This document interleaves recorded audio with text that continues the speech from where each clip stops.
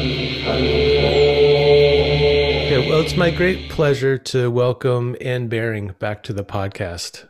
Thanks so much for joining us today, Anne. It's a great pleasure, Brian. Lovely. Well, first of all, let me just ask how you're holding up during this pandemic. Has it affected you at all?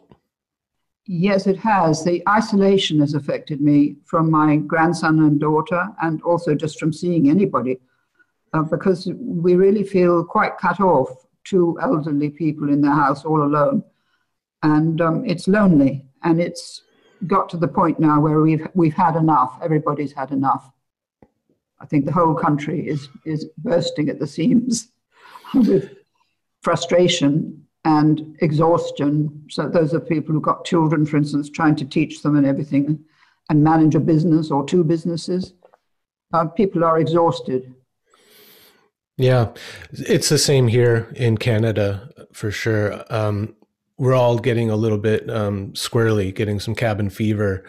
And I've just booked actually my first in-person events in a year starting this week. I decided just to take the risks, do it at a community acupuncture studio where they've got all the protocols in place. But I just really needed to be in a room with other people doing something meaningful. Yeah, because we need relationships. That's just what I've been sort of thinking about. We starve if we don't have relationships with other people. I mean, we starve emotionally. Yeah. And I think, this doesn't quite cut it. As wonderful as it is to be able to connect with people all over the world through this medium, there's a flatness to it. And we don't get to communicate with our whole bodies. There's certain things that we get unconsciously, I think, from being in close proximity to people and seeing their faces and just feeling people's energy, all of that. And I think, we get cut off from something very deep and fundamental when we can't connect in that way. I think that's very true. And I think that in relation to our heart, which has a field that goes out beyond our body, it's probably that connects when we meet other people. And we don't know it consciously, but there is an exchange of energy. And I think that's what we miss. Mm-hmm. So what have you been doing to keep your spirits up during this time? Well, I seem to be working harder than ever. I seem to be writing, or I seem to be giving talks or putting talks up on my website, or I don't know, communicating through lots of Zoom things and learning things, although I don't really want to learn anymore. I'm tired of taking information in, and I don't mind giving it out, but I feel saturated taking it in. So this afternoon I was having a rest until I came to see you, which was nice. So I didn't do anything. But I've been doing a lot of research on Mary Magdalene, and that's what has interested me most, because things are really coming together after, I don't know how long, 20 years or so, since I first became really interested. And it's exciting because scholars are coming forth more qualified than I am to prove what I've always felt, but haven't been able to prove myself, really. Yeah. Well, let me just preface, before we get into that, one of the reasons why I wanted to speak to you now is because personally, I've really been wanting to hear from elders, and especially someone I would consider a wise woman. I've just been wanting that kind of clarity. You've seen a lot in your years, and you've been through hard times before, I'm sure. And it can be very despairing to look out to the world and see what's going on and not know if I'm making a difference in the little things that I do, in the small circles that I can reach, if it's just all a drop in the bucket. And recently, my wife and I watched a series of documentaries by Adam Curtis for the BBC, and he calls it an emotional history of the West. And it was incredibly informative and illuminating as to how we got in the situation that we're in the dire situation. he takes a look at what was going on politically in America, China, UK, and Russia, these major powers, looking at what was happening politically, economically, socially, and he gets into a little bit of behavioral psychology. But I think what I like about your work is that, and correct me if I'm wrong, that you would see that all of these things are really a symptom of a deeper issue. And I think that's really been the focus of your work for the past 40 years, is looking at what is behind all of the problems that we see in the world on so many different levels in all of these different countries. And I think you're really getting to the root of it. And that's what I'd like to talk to you about today, to help us get that deeper perspective on how we got to the situation that we're in now in the world. And I think through that, it might offer us some ideas as to get ourselves out of it and to do some healing and transformative work in the world. Well, yes, that's very interesting. I did watch one of those programs today that you sent me, the fourth one, the most recent, I think. And he certainly gives a panoramic overview of what's been happening in the last 40 years. But my research has definitely always been motivated by the question, where have we gone wrong? What has happened to the creative imagination in our species? What has happened to our respect for nature? What has happened to the idea that we once lived in a sacred order, and we knew that we lived in a sacred order? Where did that go to, and why did it go?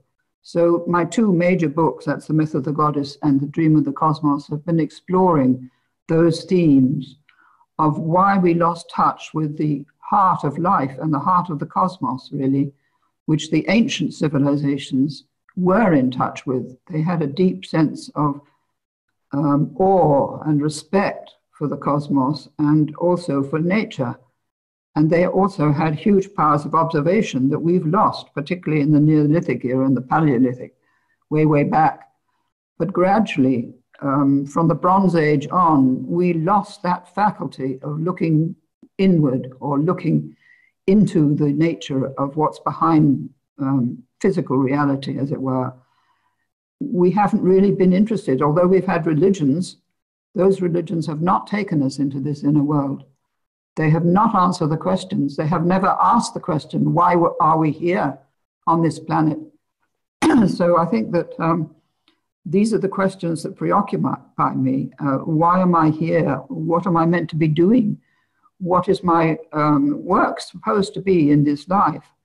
I found my work, and it's very clear to me that it was to rescue the feminine value, or to reestablish it or reinstate it. And to the extent that I've been capable, I have done that. And so I'm very pleased that I've been able to do that. And I've been given the possibility in the kind of life I've had, where I've been supported financially, where I haven't had to worry terribly about earning my living. This has enabled me to give my whole concentration on this inner work, soul work, I call it, and on answering the questions that I've had ever since I was 20. I remember when I was at university, I was asking those questions and nobody was interested and they thought I was crazy. What were the questions you were asking? I was asking the same questions. What am I doing here? Why am I here? Who am I? And my great journey to India, or rather two journeys to India, answered those questions because I got in touch with the very deep philosophical ground of Hinduism and Buddhism and Taoism as well. And that was at the age of 25 and 26, I was exploring all these countries and their cultures. And I was reading the texts and I was looking at the marvelous works of art from all these different civilizations. And that was laying the foundation for what I would write 30, 40 years later. I didn't know it at the time, but that's what I was doing. And I had tremendous awe and respect for the people who made these works of art and who wrote these marvelous texts, particularly the Upanishads. Those are my favorite texts. And they drew me into them. And it was as if I'd rediscovered a life that perhaps I once lived in India or in the probably several, China maybe. And I was drawn back into those cultures in this life in order to recollect or remember what I once knew in those other lives. Yeah.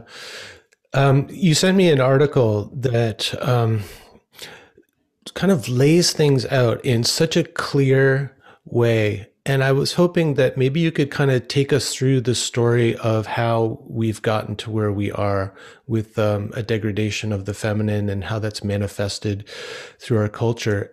You kind of point at two pivotal moments in our history, one 4,000 years ago and then one 2,000 years ago. Could you kind of just lead us through that a little bit? Yes, well, what happened 4,000 years ago was the beginning of the shift from what I call the lunar culture, which was presided over by the image of the Great Mother, to the solar culture, which has been presided over by the monotheistic image of the Great Father. So we had the Great Mother probably for 25,000 years or more before we had the Great Father. And that was deeply imprinted in our soul memory, if you like. And then around 2000 BC or a little later, there were certain happenings in the Middle East, because that's where this was the focus of the change. There were many city-states there in a place called Samaria and later Babylonia, which began to fight with each other. And they began to move people from an agricultural society into a warrior society. That was the major change that was made between 2000 BC and 500 years later, say. So that we then got into the age of the great empires. We had the Babylonian Empire, then the Assyrian, then the Persian, then the Roman, then the Greek, and then the modern empires. So we've had a succession of empires for 4,000 years, virtually. Sargon of Akkad was the first man who conquered all the land between the Mediterranean and the Red Sea, and proclaimed, I'm the great conqueror, sort of thing. And that was the theme of the next 2,000 to 3,000 years, of a theme of conquerors, a theme of great men like Alexander the Great, for instance, who were extraordinary in what they did, but their theme was conquest. They weren't interested in anything else. And naturally, they drew the young men of that time into this warrior culture. And if you weren't a warrior, you really were a shamed young man. You had to be that in order to be valued in the culture in which you lived. So it set the pattern for young men having to be warriors, and mothers and wives having to accept this situation. There was no alternative. And then you had the destruction of the crops and the destruction of the farming communities with all these marauding armies going over them. So you had a great pattern of suffering and loss and tragedy, which we don't hear about because we never thought about it really. And this has gone on until still going on in the present day. I mean, look at Myanmar now. Look at the Middle East. It's the same pattern. Mm-hmm. And it's utterly tragic that we can't get out of this mindset of conquest and power. So that's a very brief resume. If you want me to be more specific, I can go into the theological background of what happened with the first temple in Jerusalem, for instance. Well, I think it's just interesting to note that this kind of the warrior archetype coming forward in these cultures with the conquest and the will to power, while war is quite different than it was then, it is now, it's very more detached. But there's still that same kind of energy in the conquest, and it might be more economic conquest now that it's turned into, and these kind of cold wars that happen between people, corporations, and nations. So that energy still feels very much like it's present and driving things. I think it is. I think it's very much to do with the male psyche and how the male psyche has been programmed over these thousands of years to look to rivalry and look to overcoming your rival. And if you take it into the realm of business or into the realm even of technology, who's going to be the first to get to Mars? There it is, same story. And what are we going to do when we get to Mars? Are we going to mess it up like we have done on the Earth? You know, these questions are not asked, and the thrust is to get to the next goal, whatever it might be. It's the yang energy without any balance by the yin and feminine energy. Yeah. And just imagining if all the money, brain power, and resources to get to Mars, if that was spent on finding solutions for what we're facing here on Earth currently. And this is, you know, Elon Musk is someone who just had a child, and his only goal seems to be to get off this planet and to colonize Mars, a desert planet. Well, he's what in Jungian terms is called a puer aeternus. He can't grow up. He can't take responsibility for what he's brought into the world, his child. All he can think of is his ambition, that he has to succeed in his goals. He's immensely wealthy, and there is apparently nothing to stop him.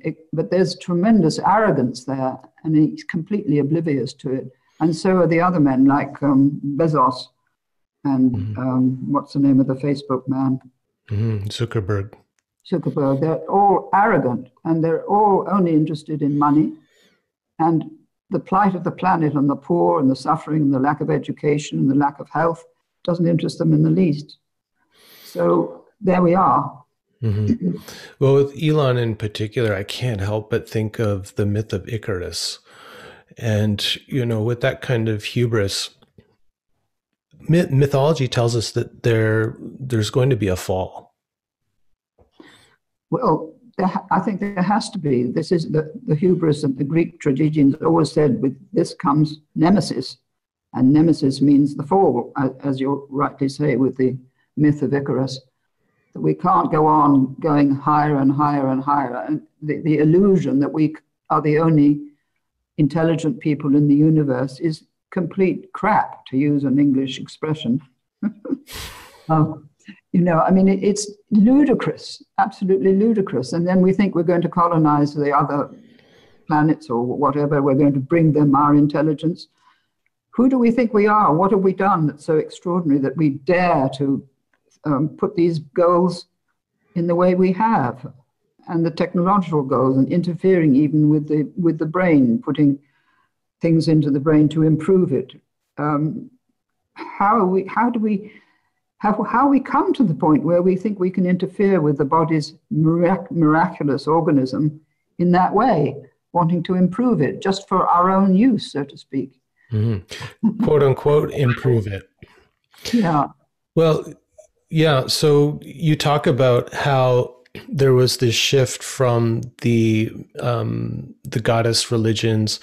You said something so beautiful in that article that I was reading last night. I read it to Debbie because I was so struck by how perfectly succinct the statement was, that at that time in the Paleolithic and Neolithic eras, creator was not separate from creation. Yeah, that's precisely the most important point you've picked up there, because everything came forth from the womb of the Great Mother. So there was no separation between the creator and the creation.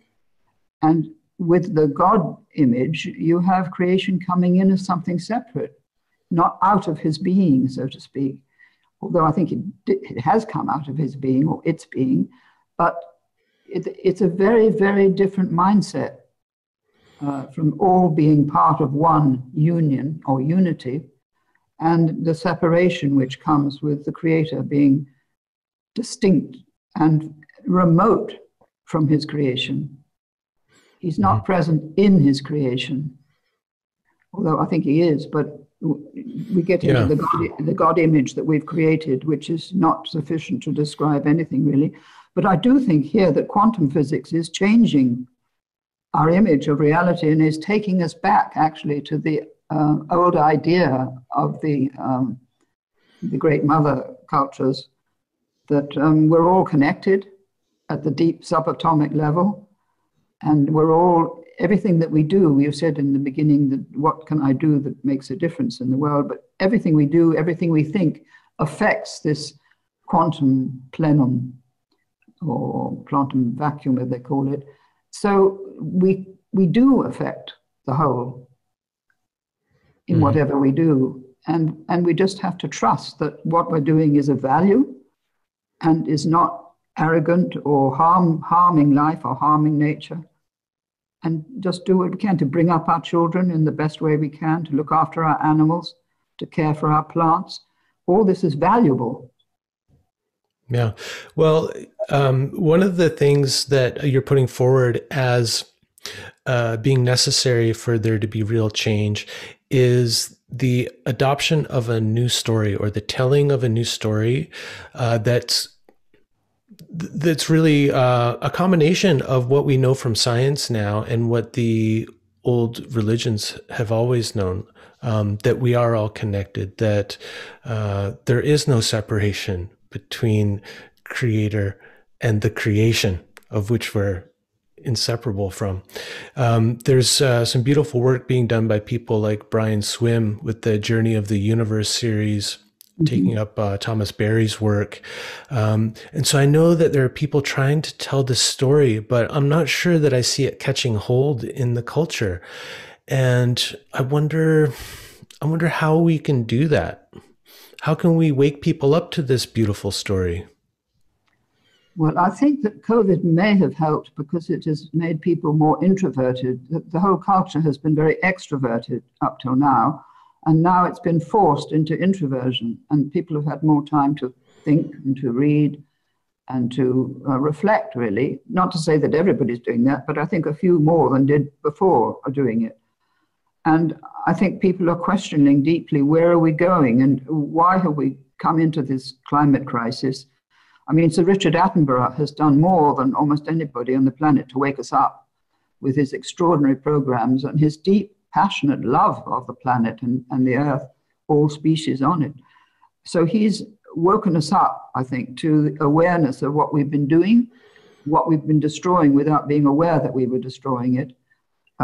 He's pointed to the fact that we've got far too many people, that we are outbreeding our possibility of survival even, because we're destined to reach 10 billion by 2050, I think. And we're now 7.75 billion.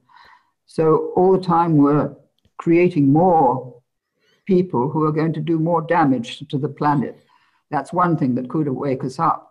Secondly, there are these pandemics, this won't be the only one. There'll be other ones which will come afterwards, possibly worse ones. And we can't protect ourselves forever against them by inventing new vaccines.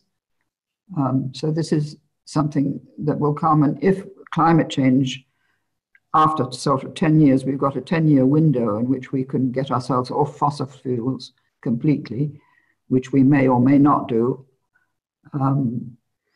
Even with electric cars, we're using up huge amounts of minerals from the earth. So it's not a solution in itself. But we have 10 years. But after those 10 years, if we haven't done what we need to do, there is going to be mass starvation, lack of water, far more people moving, trying to get away from areas that are too hot or too dry, or where there's drought. So the movement that we've had of refugees or people trying to get away from Africa, for instance, from North Africa into Europe, will increase by millions, not just thousands. So there's problems ahead that politicians are not really sufficiently aware of. And luckily, there are people like David Attenborough who are aware of it, and other people, scientists, and Greta Thunberg, who is trying to wake people up. And she's playing the role of the Sibyl in ancient civilizations, who got up on top of a mountain and shouted at people to go home and stop fighting. So there are things happening in our time which are waking us up, I think, and certainly among the young all over Europe and, well, all over the world, really. They're coming together through the internet.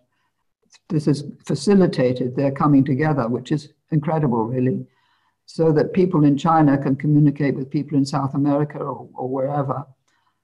That doesn't mean to say they can overthrow these dreadful regimes, like in Myanmar or in Russia or in, I don't know where else. There's too many people in the Middle East.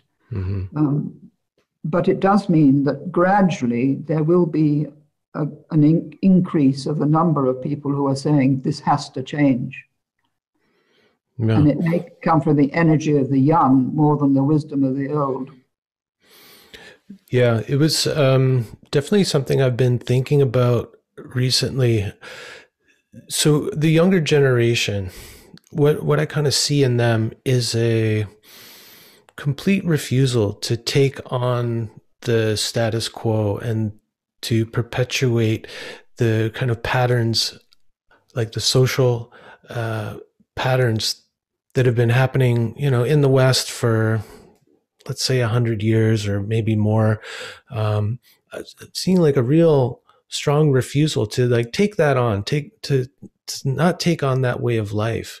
And I hear things from like CEOs saying, well, the millennials, they're unemployable. They just won't do what we tell them to do, and they won't work 10 or 12-hour days, and they're refusing to do this, so they're unemployable. And I think that that's kind of amazing. And maybe that's what's going to lead to some change, a change that will maybe come through a complete collapse and breakdown of the economic systems.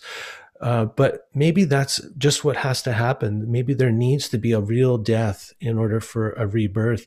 And I do see in the youth this yearning for a different way of living that I don't see in my generation or previous generations.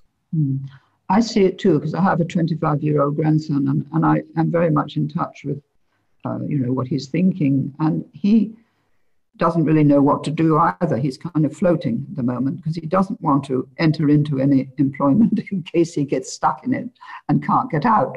So he takes jobs. I mean, he's earning his living and everything, but little jobs, small jobs. He doesn't want to commit to any way of life, really.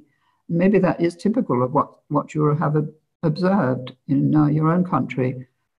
There's a lot of anger and a lot of grief, really, because there's grief that we've come to the point that we have without realizing that we needed to change sooner. So it's left it to that generation that's coming up now in the 20s to 30s, who will have to inherit this mess and do something about it. And there may be great violence in the process of changing, because there's so many people on the planet. And as I said, there will be hunger and there will be privation much greater than what we've got at the moment, which will cause more conflicts and things. So it's not a very pretty picture, the future. And I think young people can see that and are, both angry and alarmed by it, which is very understandable. Mm-hmm. Yeah, for sure. And it can be, watching this 7-hour documentary series by Adam Curtis. Like I told you earlier that I had to do it in small chunks because I was just full of like utter despair after watching this, like at the kind of enormity of the corruption. I just feel sometimes so helpless. Like, what is it that I can do? Like anything I do, will it actually make a difference as long as people like this are running these nations? Yeah. I think it will make a difference in the end, because it's creating a substructure or a substratum of people who know that there has to be change and who are not corrupt and who are very deeply engaged with their heart in serving the planet in whatever way they are doing. And I think I've been told by you might call them channel messages, not to worry too much about the status quo. Don't get upset too much by the corruption, by the cruelty, by the wars, by the repressions, because this will all change. It can disappear in a moment if we reach a sufficient level where the shift can actually happen. It may sound too optimistic or idealistic, but I think there's something like that might happen. If you dwell too much on this, what's happening, what you've just mentioned, it depresses you so much and paralyzes you so that you're not able to live your life as you really should be living it. You're brought down to the level of what you think is dreadful, instead of creating the new with whatever your life path is. I mean, I'm now 89, I'm quite old. So looking back over my whole lifetime since I was 20, there has been an enormous change, not only in the political things, but in people's perception and people's values, which are now being called into question. People are asking, what are my values? Are there any values to follow? What is the guide? And that, you know, they're asking these things. That they've gone beyond religion. Religion isn't offering anything. At least not in this country, it isn't. So I think that one has to look deeper. What is my soul telling me to do?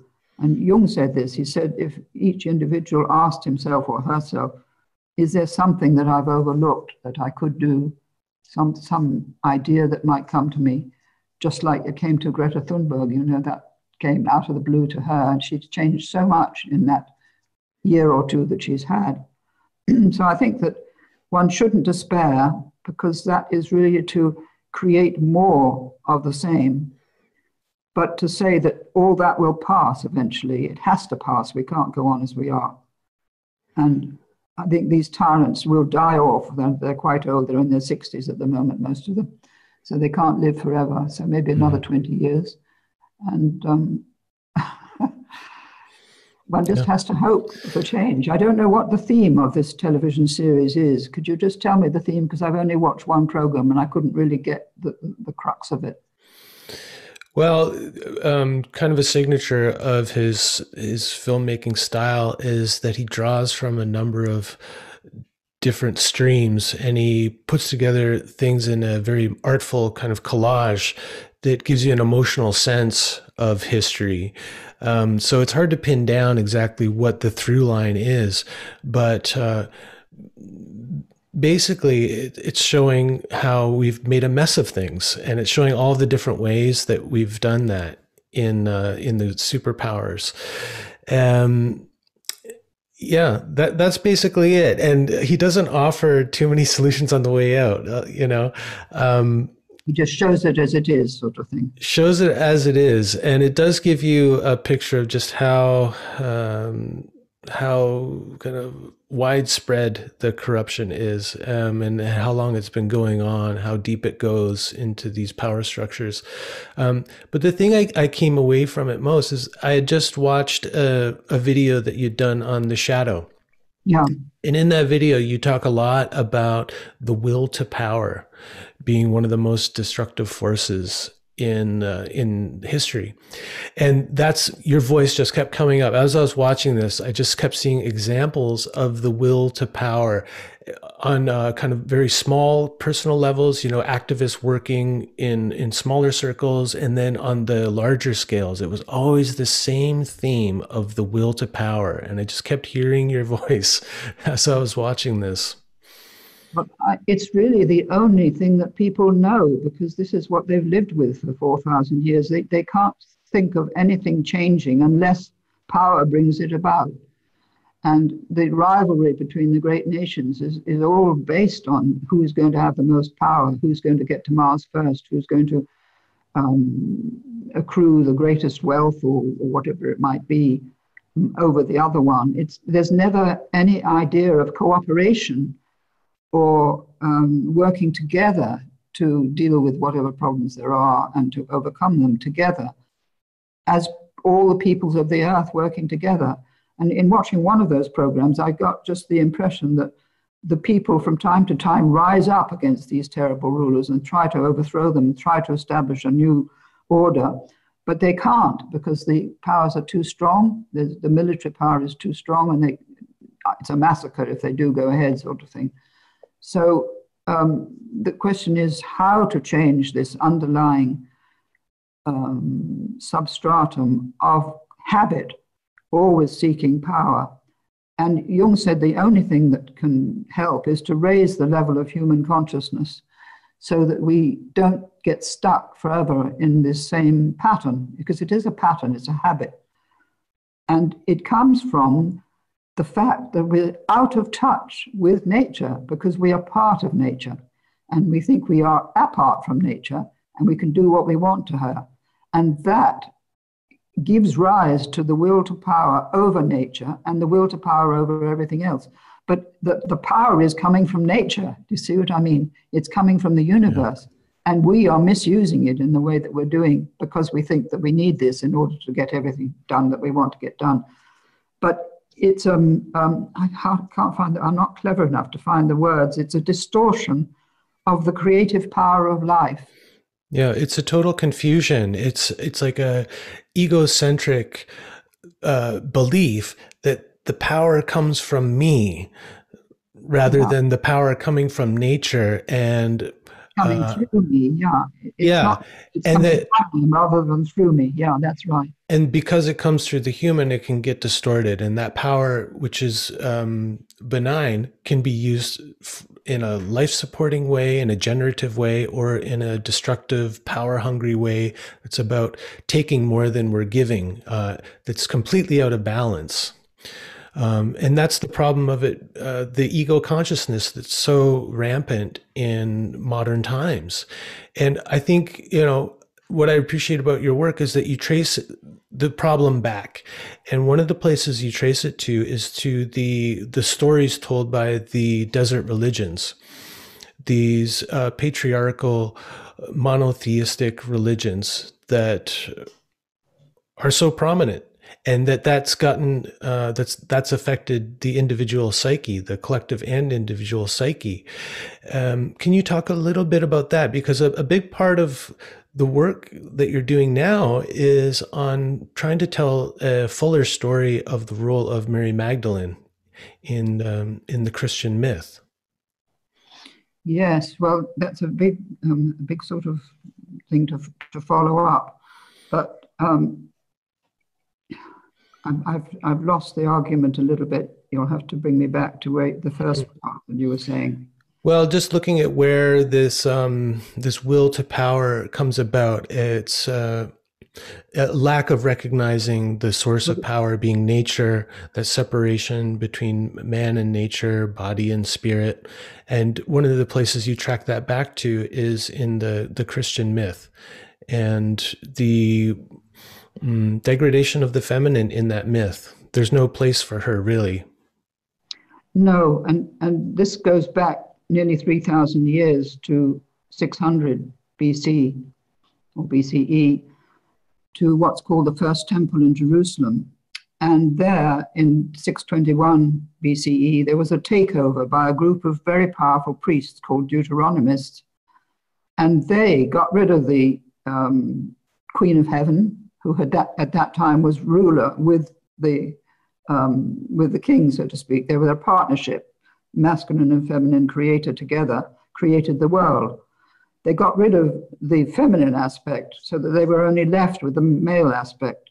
And that's what came down through Judaism from that time on. And no more was heard of the Queen of Heaven, who was also called Divine Wisdom, and the Holy Spirit. The Holy Spirit was always feminine until Christianity and the 4th century, 325 AD Council of Nicaea, when the Holy Spirit became male. So we had the Trinity, the male Trinity, instead of having the Holy Spirit as female, feminine. That's one aspect. So we lost the feminine because Christianity took on from Judaism its image of God, and the feminine was missing in the image of God. Then they created the myth of the virgin birth of Jesus and the only Son of God, etc. And that's carried on in Christianity. That's the great Christian myth. Then you have another myth in Islam to do with Muhammad, and a third one in Judaism, which has continued on the same path without the mystical aspect, which is carried by Kabbalah. In Judaism, we have the mystical tradition known as the voice of the dove, which was the Kabbalistic tradition, which I think carried on the lost tradition from the first temple that was destroyed. So that's a few facts, but also these Deuteronomists created the myth of the fall, which I think has been a catastrophic mistake and a catastrophic burden on the Christian psyche. I don't know about the Jewish psyche, but the Christian psyche has had a terrible burden placed on it for 2,000 years, believing that it was a sinful, that we were sinful beings. And nothing could be further from the truth. We've become sinful because we believe we are sinful, ridiculous as it may seem.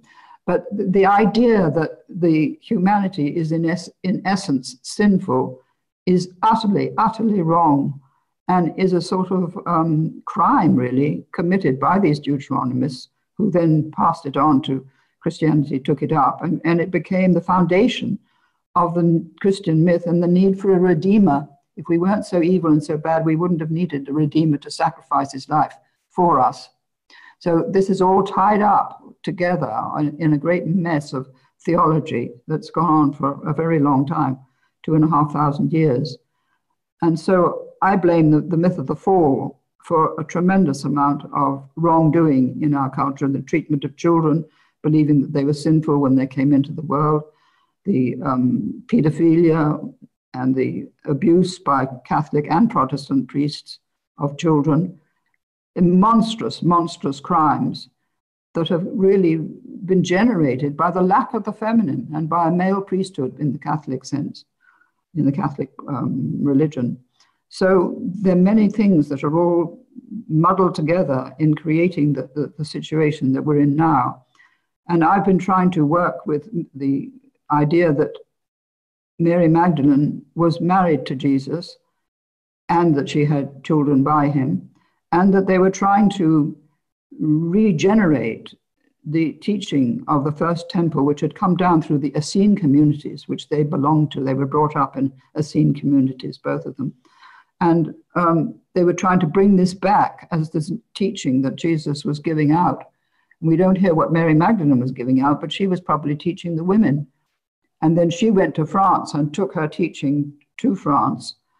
And it managed to survive there for 1,000 years until it surfaced in something called the Cathar heresy and the Church of the Holy Spirit there.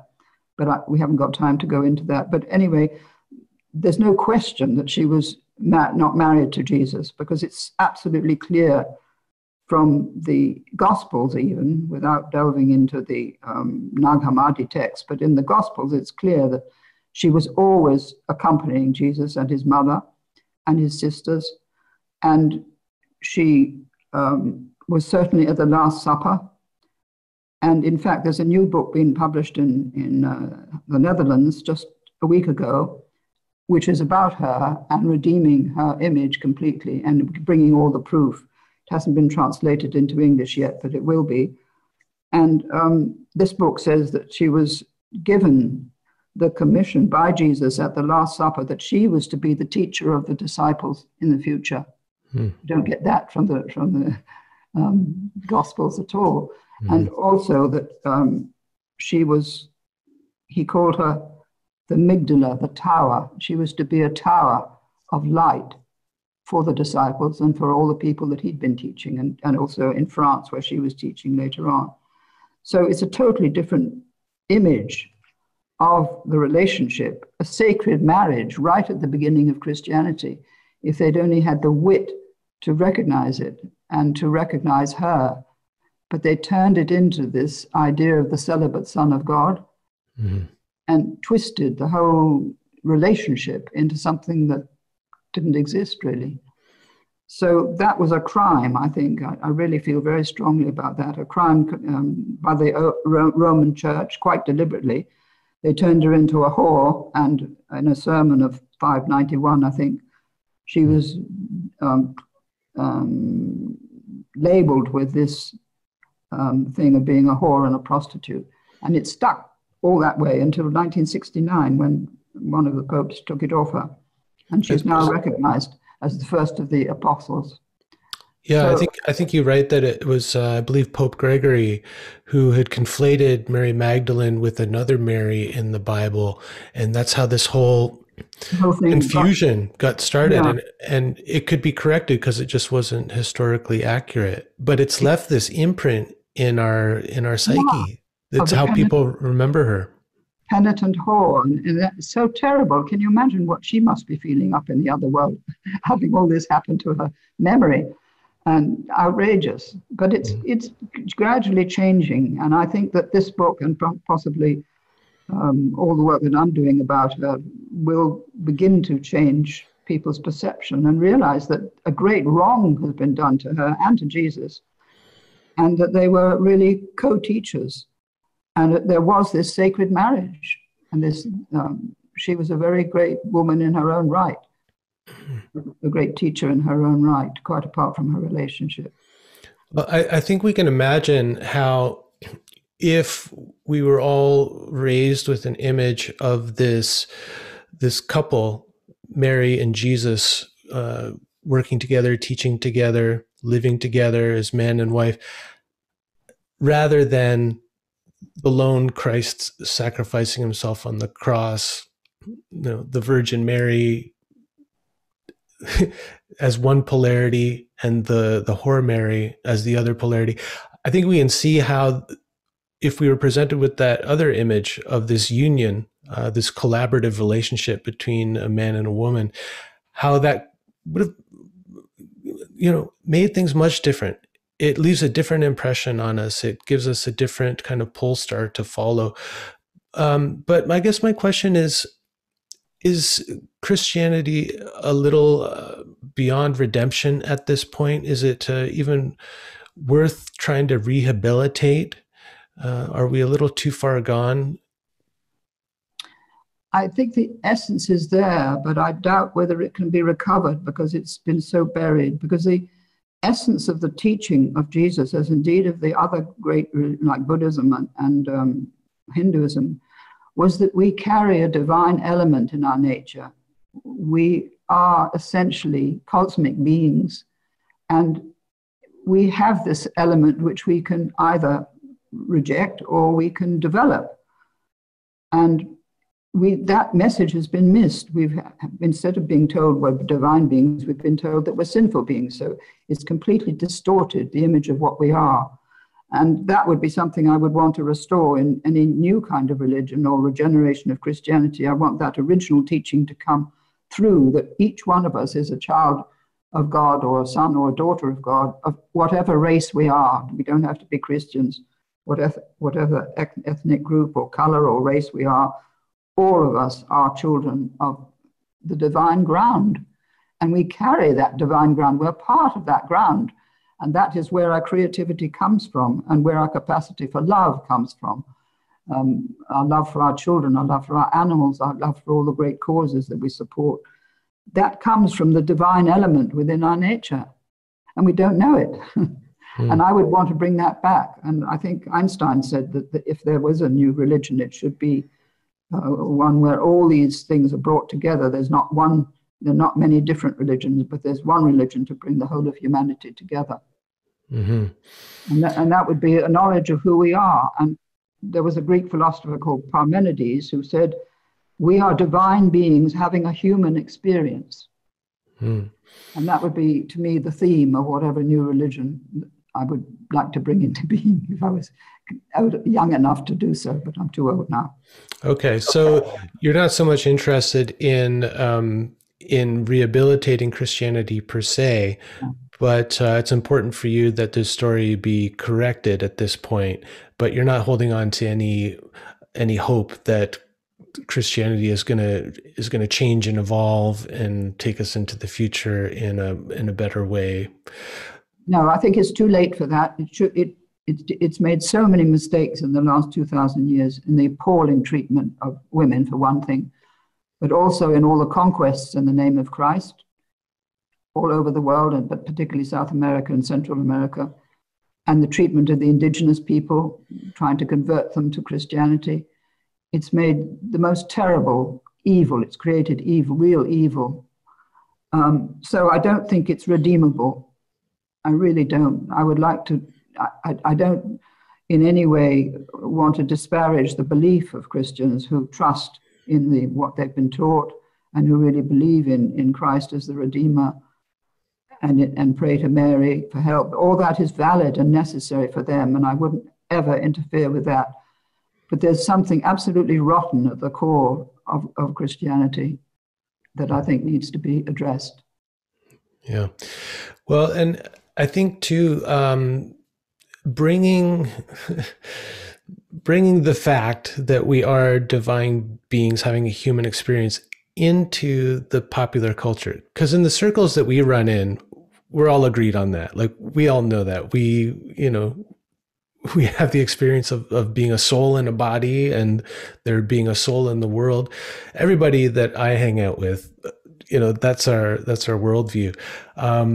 But I guess I feel sometimes that we're like in these little bubbles, and we're just kind of talking to each other.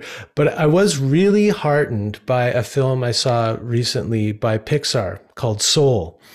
And it's a film for kids, but also parents. Adults can get a lot out of it too, but it's bringing this idea into the popular culture in a really fun and engaging way. And I thought that was a really good sign that maybe some of this stuff can get more into the mainstream, because I think that's really what's needed, right? Is to have that understanding of who we are at our core, that there's something more than the ego that shows up and, is just expected to work hard and buy all the things. And right.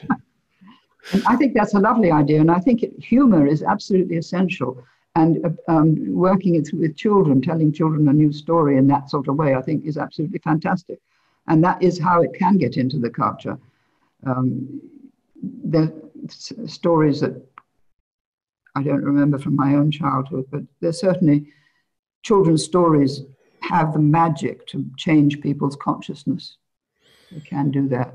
And I was going to say one more thing, if there's time, Brian. I want to talk a bit about scientific materialism, because I think that is where this ego has come from, this strengthening of the ego. If people believe that there's nothing beyond this physical reality, and if the cosmos is dead and going nowhere, so to speak, and if we are the only intelligent people in it, or conscious people in it, nobody's going to take care of the planet, and nobody's going to care about our relationship with the cosmos or whether we have a soul. And if we're told that the brain, when the brain dies, consciousness dies with it, so many people will commit suicide and are committing suicide or dying believing that terrible belief. And they're going to get an awful shock when they find they're not dead on the other side. I hope so. They're going to have to adjust, but it would have been nice if they could have been prepared and they didn't have to believe that this is the end as they're dying, but rather looking forward to the new life in the other dimension.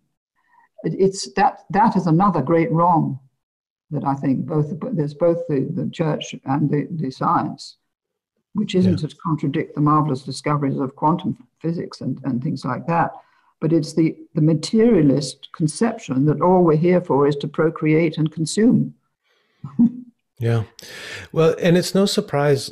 Like, I love what Jung said, that any experience of the soul is going to be experienced as a defeat by the ego, right? Because it challenges that notion that the ego is all we are. And so as a defense, scientific materialism works really well. So the ego can go, no, that's all we are. Consciousness is created by the brain. When we die, we become worm food, and that's it. That's it. And so why not have the will to power? Let's get what we can. Yeah. While we're here, let's make the most of it. Let me get mine. Yeah. And let's do down the other man in case he gets there first. Yeah. Well, I think it's really important that we start telling this new old story, because really it's an old story that we're trying to tell here, but we're trying to tell it in a new way that the scientific materialists can also grasp, because it's backed by science. I think it's really important that we start telling that story when people are really young. In those formative years, to give them the notion that there's something more, that the experiences that they have, the things that they know when they're young, aren't wrong. And they're not just fantasies, youthful fantasies to be outgrown when you got to, get serious about life. So I love, if we could see more our cartoons that have this element. There's also a series by an Irish animation company that is very beautiful and shamanic and mythological. Telling the stories of the heroines going to meet the forest spirits and the sirens of the sea, the selkies, and all these beautiful old myths are being kind of updated and rejuvenated. And that, to me, I think is really like where we can make a big change is to Yeah. speak to the very young children and let them know that they're not wrong, that there is something more, that the world is magical. Magical, that you've got the right word there, because that's really, young children need to grow up with that feeling, and they do have it when you see them exploring and everything. You can see how they touch things and how, how a sense of fascination is there, and it's all magic. Mm. And particularly when they're with animals, when you put them with baby chickens or baby pigs or baby lambs or whatever, they have an instinctive love of those animals as they caress them in their hands and things. Mm. I've been kind of playing around with this idea, thinking about trauma and trying to really get at the core of what we call trauma and really like, what is that? And the thing that I keep coming back to is, this idea that trauma is a disconnection from the wonder that we knew as children. And wonder being both a state of being, so being in wonder, being in that state of awe, but also that it's a verb. It's something that we do. And when we wonder, we're open and we're curious about life. And that those early traumas can really cut us off from that. And that is soul defeating or soul deflating in a way. And so I keep coming back to this because I want to find something simple to help people understand like what's needed in order to stay connected to life and stay open and interested in life and to want to serve life. Because when you're in wonder of life, you want to serve it. It's humbling. It's humbling. That's right. Well, I think what you're talking about is moving from the head to the heart. It's opening to awareness of heart-centered consciousness, which is opening to wonder, opening to love, opening to connection and relationship, and not all the time thinking, what am I going to do next in order to get somewhere? It's a totally different framework, and it puts you in touch with nature, and it puts you in touch with the creative right hemisphere of the brain, the imagination, because that's been closed down too with this materialist philosophy. But where are the great stories that we've had from the past? All we have is war films on television, or crime. Those are the two things: war and crime, or sex. Three things. But there's nothing really to get the imagination going and moving, as you say, with a sense of wonder and discovery. And there's so much to be discovered still. And children have it if you don't interfere and if you don't clutter their minds up with too many exams and things that they've got to learn. They can be nourished by their parents or by a teacher. I had wonderful teachers as a child, and I've never forgotten those teachers who kept alive my interest in literature and poetry. Because that's poetry is very important to read to children so they get a sense of rhythm and the beauty of the words, and that enters into their soul and develops their soul. Mm-hmm. So, and also painting, they must paint as much as possible or work with clay. Mm-hmm. Wood, do something with their hands to connect their heart with their hands. They enjoy making something. Yeah. So to nourish that openness, curiosity, I like what you said about it being heart-centered. Of course, I agree. But what that also points me to is that it moves away from a kind of egocentric knowing, which I think concretizes things and tries to, kind of kills them. If we think we know something, we kind of like freeze it in time or something, it stops living in our consciousness. So I like that, but it's also, like the state of unknowing, and what that can do if we're curious and open and humble is we can get to a place of understanding with others. We can sharing. Yeah. And very much about connecting from the heart and being curious about the other person and wanting to understand them. Because it's at the root a lot of the conflict that I'm seeing out in the world these days is people are very strong in their opinions about the way things are and the way things should be done. And all we're seeing is people crashing into each other with these belief systems. you know. Yeah, because they're holding on to what they think is safety in what they know, kind of Sure. thing. And if they're feeling safe, the other person is going to be different and therefore unsafe. Yeah, challenging their safety and security, Their security, which yeah. is founded on a belief. Yeah, and this is all coming out on the terrible attacks on people, like I said in my shadow thing, on the internet. You know, people on Facebook attacking people, or on Twitter or whatever. Their first instinct now is to attack in order to feel secure themselves. And I think to get a taste of some of the power that's behind, the leaders of industry and nations. But I think on the individual level, in our own little small way, we'd love to have a taste of that power too, because when faced with all of that that's going on in the world, we can feel so powerless. You're powerless. Yes, you're absolutely right. I'm sure that's what it comes from.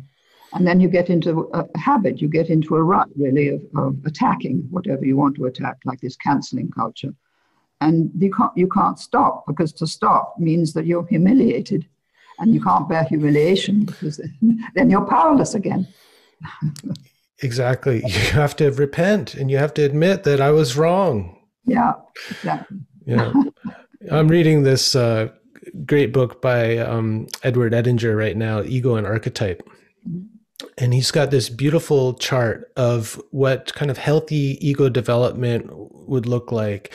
And always starts with the inflation, like, the kind of identification with the deity that happens when we're children naturally.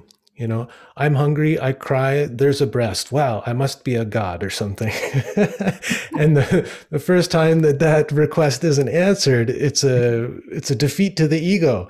And that starts create a healthy separation between the inner God image and the ego as it develops. But the crucial thing that happens is that break, that kind of letdown, the defeat of the ego, that then, comes the repentance that, oh, okay, I'm not God, I'm not all powerful, I can be wrong too, and then come back into the fold and be accepted as just a human being who makes mistakes. And so this cycle helps to build a healthy ego that's detached enough from the deep self that it can be healthy and not inflated all of the time. But I think in the online world, they get into this kind of oscillation between the inflation, but there's never quite the defeat, because you can always just block people, so you never really have to admit you're wrong. So this healthy ego development is retarded in that world, and we're not getting that that act of repentance, the admittance of wrong. And because it's too easy on the internet, on Twitter or whatever, to just say whatever you want, and there's no one to answer you back. Yeah. And say maybe, and also all these negative projections, as Jung called them, they come from the fact that the instinct is unhappy and is not in touch with what it wants to be. So it comes out in a distorted form. It comes out in this, what I call this shadow behavior, because it's not being used creatively. It's blocked from being creative, and it can only come out in this negative form. And attacking other people. It's a very serious problem, I think. I mean, it can ruin people's lives. Yeah. And I guess the thing that I always come back to with that is what I'm seeing is a kind of yearning for destruction, to take down the old order. And I completely get that. I think things really do have to change. Like, we have to rebuild from the foundation up. But the thing I'm not seeing is the vision for the future, what that's going to look like. And so all of the energy is put into destruction. And I'm trying to encourage people to work with their imagination, to rekindle that, their own visionary capacity, because we need a vision for the future of what we're going to build, or at least a number of different possibilities that are generative and creative and life fulfilling and life serving. Yeah, you're absolutely right. I think get people to write fairy stories. That's quite a good way. That's what the Jungians always did with their first patients who came in. They said, write a fairy story and just see what comes out. Just let the pen flow and see what comes out. But also I was thinking, as you were speaking, that there's a very wonderful organization called Humanity Rising now, started by Jim Garrison, who is head of Ubiquity University, which I was a faculty member of until very recently. But every day he's got people coming to speak about how we can create this new civilization, what we have to leave behind, and what we have to bring in. I think you'd be very interested in that, but every single day he's got different speakers coming. It may take up too much time, but he's done this now since May last year, every week since May, except for a Christmas break. And he's had wonderful people coming, and you can see how many organizations have joined up and how many individuals have joined up if you go to that website, Humanity Rising. So that's one very positive thing, because he's gathered together, he's like a magnet. He's drawing all these iron filings together of people who want a different kind of civilization and who want to come together to create it. And they're brilliant people, I mean, marvelous people. I've listened to a great many of them speaking from all walks of life and from all professions and from all kinds of organization, whether charitable or not. So that's one very powerful influence. And there are other ones. There's the Shift Network in America, which has all the time teaching, different teachers come along who have courses. There's one on the whole understanding of survival of death, for instance, by a man called Dr. Eben Alexander, which is going on at the moment. And he had a near-death experience when he nearly died because of a brain infection. And he lost his conscious mind completely and went into the other world, came back again, and it was a miraculous cure. The doctors didn't think he'd come back, but he did. And he came back with the memory of what had happened to him over there, so to speak. And he's written 2 books about it. But there's that sort of thing going on if people know about it. So I would recommend the 2 things, Humanity Rising and the Shift Network, for different kinds of thinking. And gradually, I mean, they may start with 5,000 people, which grows to 50,000, which is then grows to 500,000. It's like a sort of snowball. Yeah. And of course, there's the whole psychedelic renaissance happening right now, which is helping people wake up to their own spiritual nature, but also to the living cosmos, which... I think that America has made it legal now to take psychedelic drugs. So this week, I think. Yeah, more and more in different states and countries. It's opening up at an incredibly rapid rate. So there is a light on the horizon. And the different lights. There are different lights, and they need to make one big light. Yeah. Yeah. Hopefully all of these like little lighthouses will just start to illuminate the dark places more and more. And I just really appreciate the work that you're continuing to do, even when, you should be retired and just tending to the garden. You're still clarifying your thought. Your voice is so strong. And it's an honor for me to have the opportunity to speak with you and also to contribute to your legacy in my own little way, just by sharing some of your words and thoughts. You've got a beautiful new website, which I think is just amazing. There's so much content in there. It's really well organized. I'm so happy to see that you've been able to do that. And you're still putting out talks on YouTube and writing articles. So I'm going to link to all of those things. And just, big thanks from me. I really appreciate you spending time with us. Well, it's lovely for me to have an outlet for my thinking and my voice, because one does feel quite isolated at my age. And I'm too old for gardening now. Too hard on the knees. Yeah, I can't get down and do things. But it's so lovely to talk to you, a kindred spirit, and thinking along this way of the new story, or the old story, bringing it forward. So thank you very much indeed. Lovely to talk, Brian. Thank you. Yeah, take care. Okay. Bye for now then.